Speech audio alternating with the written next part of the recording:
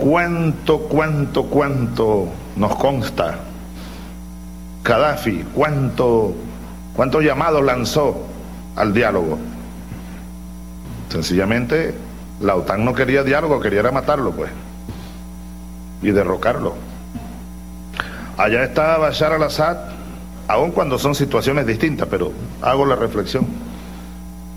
Bueno, llamando al diálogo, haciendo esfuerzos.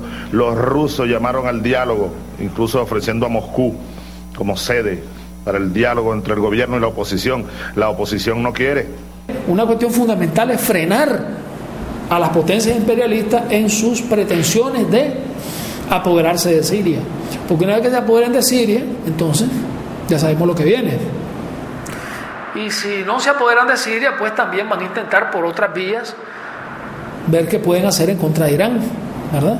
O sea, todo país que no se somete al imperio del dólar y del euro, que no se somete a las potencias imperialistas, para ellos es enemigo, ¿no? Es enemigo porque no nos dejamos saquear, porque queremos decidir por nosotros mismos los regímenes políticos y económicos y sociales según la voluntad de nuestros pueblos y según los sistemas políticos y económicos que nosotros consideremos que son los que más se corresponden con nuestras realidades, ¿verdad? Irán, pues hay nuestra soberanía nacional, nuestra soberanía como pueblo, ¿no? Entonces ahorita pues está esa situación en Siria donde se pone de manifiesto, bueno, ya Rusia y China vetaron las pretensiones de darle validez a las agresiones militares en contra de Siria y siempre pues el mismo truquito que utilizaron en Libia. Lo que hay en Siria es una guerra civil, ya es una guerra civil. En toda guerra civil hay muertos, entonces los muertos los quieren poner como si solo fueran de un lado, como que si fueran civiles. Bueno, en la guerra hay muertos civiles y muertos militares, ¿verdad? Entonces quieren poner a los muertos civiles como si son masacrados por el gobierno, y ya hemos visto que los actos terroristas que se han cometido ahí han provenido de los sectores que atacan al gobierno sirio. Tenemos pues que en este caso ellos pretenden, en base a mentiras, aislar a Siria. Pretenden presentar al gobierno sirio como que es un gobierno genocida, cuando lo que está ocurriendo ahí es que hay enfrentamientos armados y en ambas partes hay muertos. Y cuando hay este tipo de enfrentamientos, desgraciadamente, a veces o siempre hay gente que no está en ninguno de los dos bandos, o está pero no anda armada y muere. Entonces quieren poner como que esa gente han sido masacrados por el gobierno, lo cual no es cierto. Es decir, los que han hecho masacres de civiles han sido los que se oponen al gobierno, son los terroristas que han puesto las bombas en Siria, y lo cual está demostrado pues y ha sido hasta asumido incluso por las organizaciones islámicas extremistas que están en contra del gobierno sirio. Dicho sea de paso, porque Bin Laden, Al-Qaeda, toda esa gente siempre fueron enemigos, o sea, los supuestos enemigos a los cuales los Estados Unidos pretendía atacar en el Medio Oriente, estos son los enemigos de Gaddafi cuando estaba Gaddafi en Libia, y los enemigos de Siria, del gobierno sirio. O sea, el fundamentalismo islámico es enemigo de gobiernos como Siria, como Argelia, como la República Árabe Saharaui, ¿me entendés?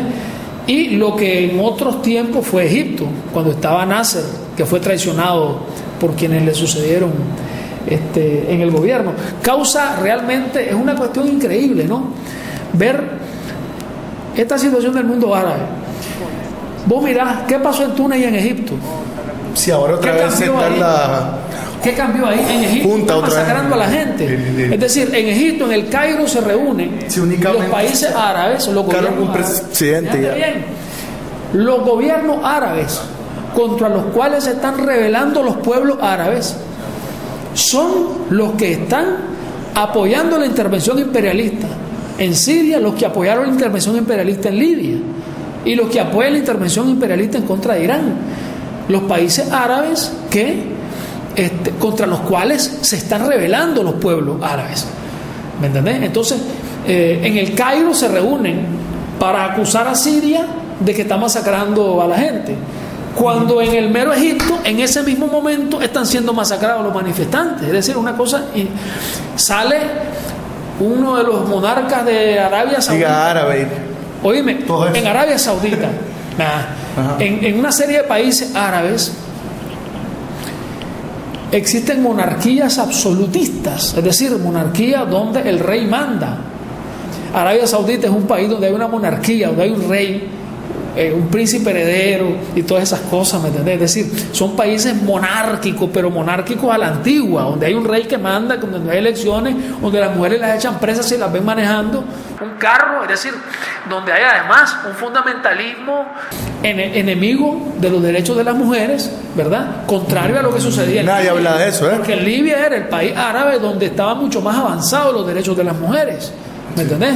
Ahora van a volver para atrás porque ahora ya declararon que la ley, que la faria, no sé qué cosa es, la cuestión religiosa va a ser la base del régimen jurídico en Libia. Pero bueno, te decía, causa realmente, no sé, causaría risa si no fuera realmente, si no tuviera un trasfondo como el que tiene, el hecho de que aparezca con su cuestión que usan ellos aquí, ¿verdad?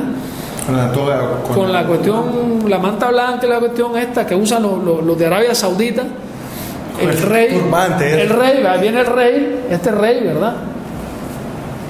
El rey Fahd, creo que, o el príncipe heredero, no me acuerdo los nombres, pero bueno, viene exigiendo en nombre de la Liga Árabe elecciones democráticas y pluripartidistas en Siria. O sea, un tipo que es el jefe de Estado de un país donde no hay elecciones, exigiéndole a otro que haya elecciones. ¿Me entendés? En Egipto, donde gobierna una junta militar es lo que gobierna en Egipto. ¿Me entendés? Entonces es una cuestión increíble. ¿Y qué es lo que ha cambiado en Túnez? ¿Qué es lo que ha cambiado en Egipto? Ahí no han habido ningún, o sea, ahí no ha primavera árabe. Ahí no han habido revoluciones, han habido levantamientos populares. Levantamientos populares. O sea, ya arrancó además. Sin una conducción política, y sin una conducción política organizada no hay revolución posible. Y en el caso de Libia y Siria, nada de levantamientos populares, ahí son contrarrevoluciones. Entonces, no crees en el futuro desde fuera como la hubo aquí en los años 80, ¿me entendés? Sí. ¿Ya?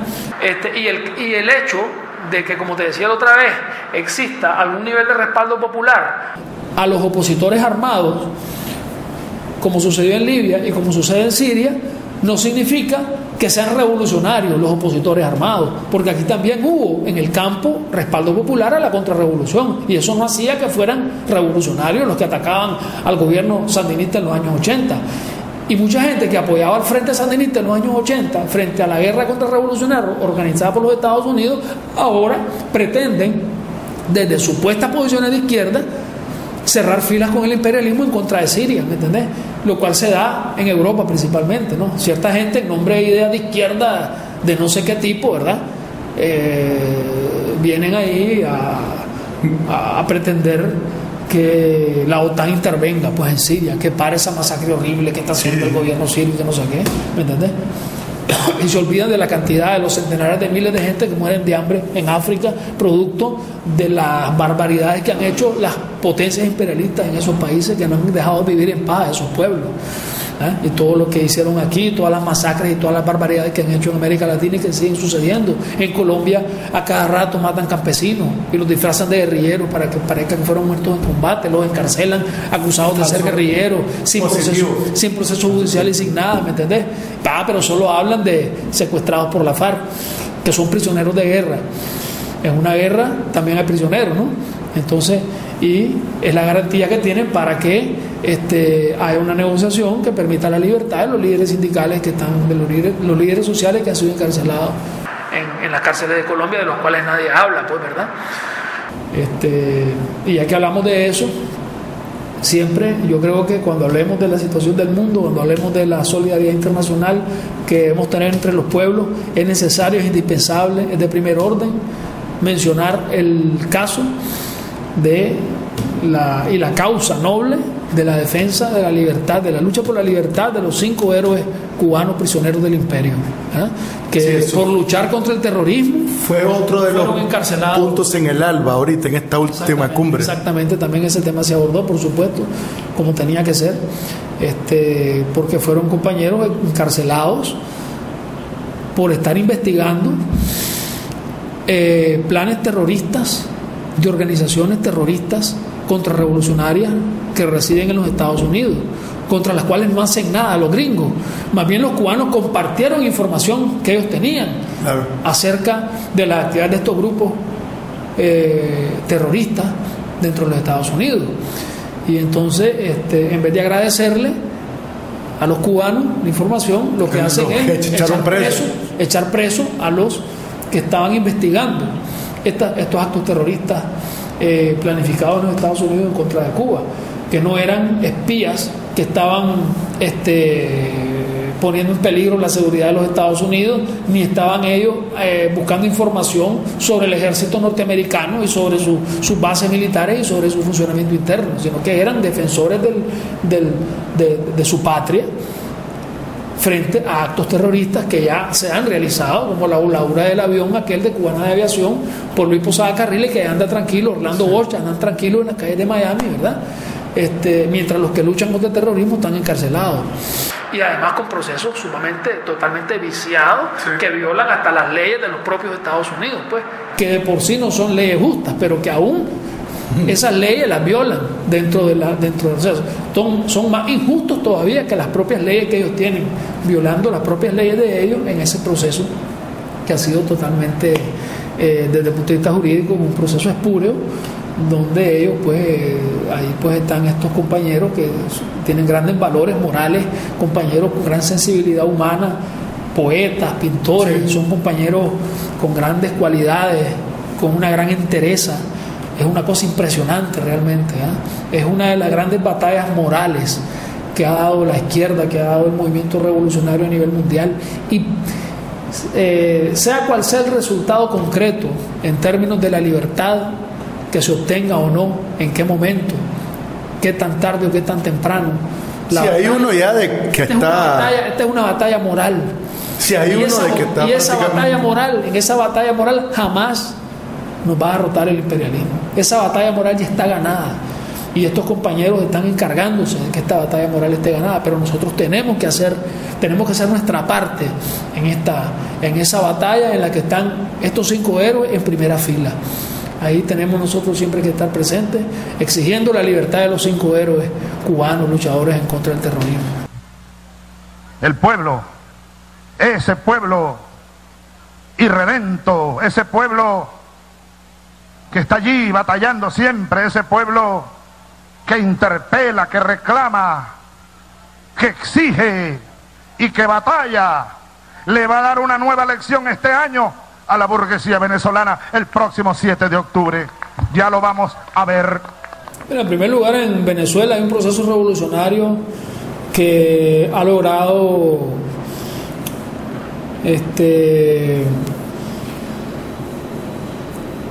una consolidación en la cual no depende ya de exclusivamente el liderazgo personal del comandante Hugo Chávez. Todos los seres humanos estamos expuestos a la muerte. Somos mortales, ¿verdad? Todos vamos a morir algún día. Es una cuestión de plazos nada más. En el caso del comandante Hugo Chávez, ya logró salir del problema serio de salud que tuvo, ¿verdad?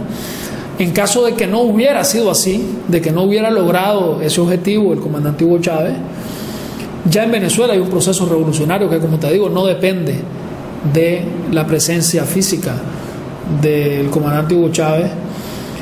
Yo creo que por el contrario, cuando los procesos revolucionarios se consolidan, hombre, si sobrevivió el frente a la muerte de Carlos Fonseca, puedes imaginar, cuando una lucha revolucionaria, un proyecto revolucionario se consolida, no depende de la presencia física de sus líderes. A veces, por el contrario, incluso cuando ya no están los líderes, mire el Che, pues, lo que ha aportado el Che después de muerto, sí, a la fuerza moral de las ideas revolucionarias, y bueno, y lo que tiene que aportar todavía en cuanto a la teoría revolucionaria cuando sea suficientemente estudiado, lo cual es una gran deuda que tenemos con el Che.